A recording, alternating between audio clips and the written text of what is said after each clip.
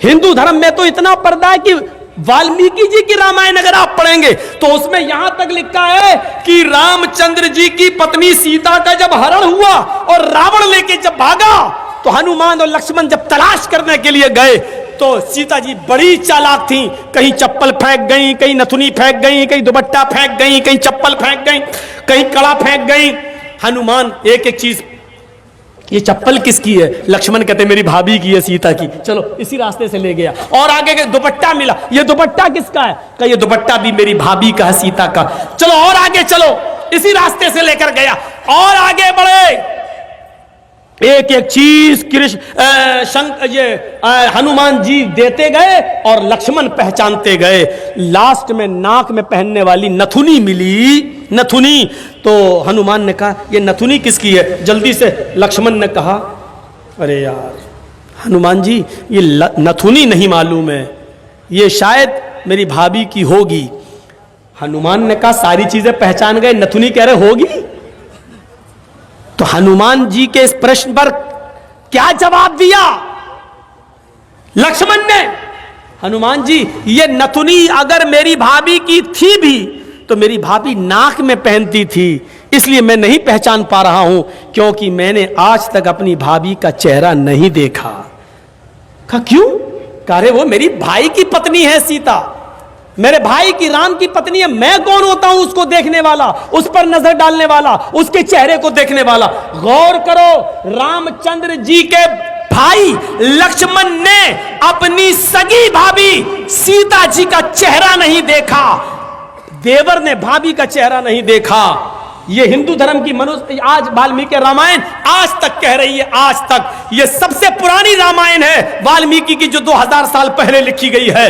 आज तक उसके अंदर ये लिखा है कि राम के छोटे भाई लक्ष्मण ने सीता का चेहरा नहीं देखा। आज भी बहुत सी सभ्य समाज की स्त्रियां जब ट्रेनों में हिंदू की सफर करती हैं तो आप देखिए साड़ी पहनकर ऐसे लंबा घूंघट ऐसे मार लेती हैं, चेहरा नहीं खोलती हैं वो ट्रेनों में और बसों में। आज भी सभ्य समाज की उसी वाल्मीकि रामायण पर अमल करते हुए वो किसी को अपना चेहरा दिखाना गवारा नहीं करती।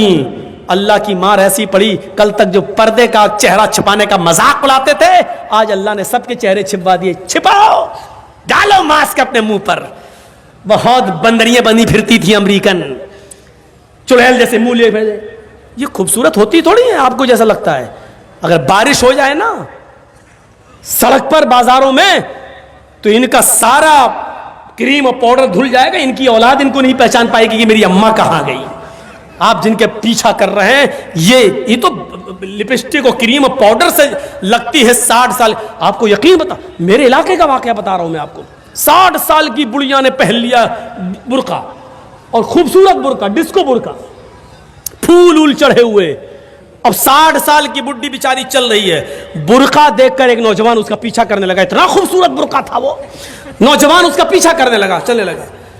इसने पीछे मुड़ के देखा कोई लड़का मेरा पीछा कर रहा है, और लड़का ये समझा कि धीरे धीरे चल रही है, शायद मेरी वजह से लाइन दे रही है। वो अपने बुढ़ापे की वजह से धीरे धीरे चल रही थी, कमजोरी की वजह से। लड़का समझा लाइन दे रही है। थोड़ी देर के बाद जब ये आगे पहुंचा, लड़का और औरत, वो बुढ़िया समझ गई कि ये कमीना मुझे मेरे पीछा कर रहा है, तो उसने नकाब खोल दिया। खूबसूरत नकाब, बोल बूढ़े लगे, नकाब खोल के कहती बेटा मेरा पीछा क्यों कर रहा है, मैं तो तेरी अम्मा की उम्र की हूं। कम बखत 2 घंटे की मेरी मेहनत बेकार कर दी बुढ़ी ने, हमें क्या मालूम खोदा पहाड़ निकली चुईया। तो लड़के को भी गुस्सा आया, कहने लगा अरे अम्मा हम अपने लिए नहीं अपने अब्बा के लिए ढूंढ रहे थे। सोचा कुछ तो कह दूं इस बुढ़िया को, इस उम्र में तू इतना खूबसूरत बुर्का पहन के जा रही है, फूल सजे हुए। लड़का सोचने लगा जब बुर्का इतना खूबसूरत है तो बुर्के वाली कितनी खूबसूरत होगी, लगा उसका पीछा करते हैं। लक्ष्मण ने अपनी भाभी का चेहरा नहीं देखा। हर पढ़िए हदीस, अल्लाह के रसूल अराइतल हमवा या रसूल अल्लाह, अल्लाह के नबी देवर के बारे में आपका क्या ख्याल है? क्या मैं देवर से पर्दा करूं? एक ही घर में होते हैं, देवर और जेठ का आना जाना रहता है, हमारे अपने रिश्तेदारों का आना जाना रहता है, आए अल्लाह के नबी, क्या मैं देवर से भी पर्दा करूं? अल्लाह के नबी का जवाब ये था, हां, दूसरों से पर्दे में कुछ कमी हो जाए तो चलेगा, दूसरों से पर्दे में कोई कमी हो जाए तो चलेगी, लेकिन देवर से पर्दे में कमी नहीं होनी चाहिए। अलहमुल मौत, देवर तो भाभी के लिए मौत है, देवर तो भाभी के लिए मौत है। जिस देवर से सबसे ज्यादा पर्दा है, आज हमारी औरतें, हमारी माँ बहनें देवर से ही सबसे ज्यादा खुली होती हैं।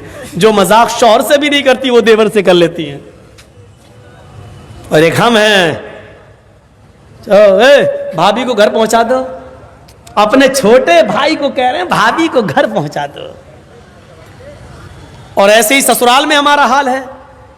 ससुर कह रहा है बेटा अपनी साली को जरा स्कूल छोड़े आओ। मामले दोनों तरफ से गड़बड़ हैं। हमने अपने भाई पर इतना भरोसा कर लिया। सऊदी अरब का वाकया सुने हो ना, जद्दा वाला।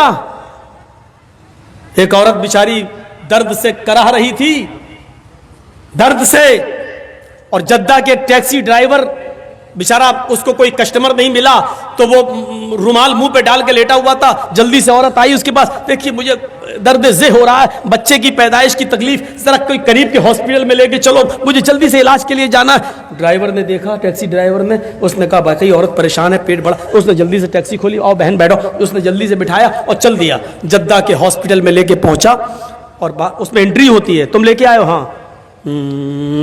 लिख दिया। अब ये बैठा है कि जल्दी से वो चेकअप करा के आए, तब हमें पैसा दे, जितना हुआ मेरे रियाल। उधर पता चला साहब उसको एडमिट कर लिया गया है, अभी वो 2-3 दिन रहेगी, आप उसके साथ आए हैं? इसने कहा जी। कहा ठीक है, उसको एडमिट कर लिया गया है।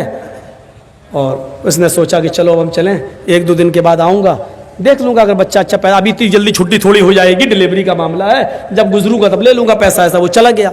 ये घर में जैसे ही लेटा, इशा के बाद सोया, फजर की नमाज जमात के साथ पढ़ने जाता था और फजर के बाद टैक्सी चलाता था। फजर की नमाज पढ़ के जैसे ही घर आया, इसकी बीवी ब्रेड और आमलेट बना के लाई। टेलीफोन की घंटी बजने लगी इसके घर पर, क्योंकि जब रजिस्टर पे जब इसने औरत को छोड़ा तो अपने घर का मोबाइल फोन और नंबर सब लिख दिया था। फोन फला बोल रहे हो जी? भोपाल के रहने वाले थे ये लोग, टैक्सी चलाते थे 20 साल से सऊदी अरब में, जद्दा में। अच्छा तुम यहाँ अपने घर पे आराम कर रहे हो? का क्या हुआ? अरे कल तुम अपनी बीवी को हॉस्पिटल में छोड़ के गए हो ना, बच्चा हुआ है लड़का, आओ और अपनी बीवी को लेके जाओ यहां से। कहता है डॉक्टर दिमाग तुम्हारा ठीक है? बीवी?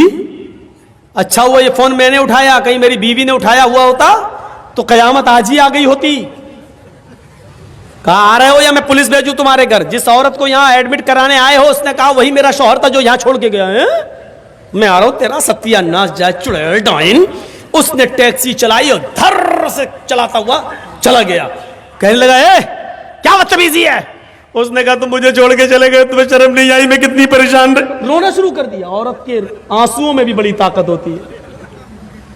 वो कहने लगा ये क्या बदतमीजी है?